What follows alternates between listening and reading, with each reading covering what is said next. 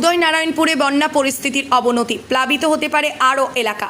গৃহহীনদের flat সেন্টারে নিয়ে আসা হয়েছে প্রশাসনের তরফে। উদ্ধার কার্যে নামানো হয়েছে বিপর্যয় মোকাবিলা বাহিনী।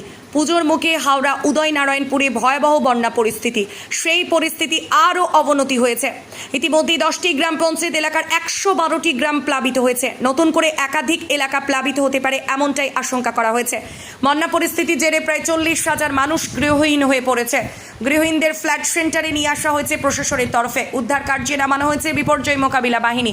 2000-এরও বেশি মানুষকে উদয়নারায়ণপুরের ফ্ল্যাট সেন্টারে নিয়ে আসা হয়েছে। এক নাগারে বৃষ্টি ও ডিভিসি ছাড়া জলে দক্ষিণবঙ্গে জেলায় জেলায় বন্যা পরিস্থিতি তৈরি হয়েছে। নিম্নচাপের জেরে গত কয়েকদিন ঝাড়খণ্ডে ব্যাপক বৃষ্টি হয়েছে। তার জেরে মাইথন ও পাঞ্চের জলাধার থেকে ডিভিসি ছাড়া জলে প্লাবিত বাংলার 7 জেলার বিস্তীর্ণ এলাকা। এদিকে ধাপে ধাপে জল ছাড়ার পরিমাণ কমাচ্ছে দুর্গাপুর ব্যারেজ। গতকাল রাত 12টা থেকে 1,50,700 কিউসেক জল ছাড়া শুরু হয়। আজ ভোর 5টা থেকে জল ছাড়ার পরিমাণ কমিয়ে করা হয়েছে 1,45,675 কিউসেক।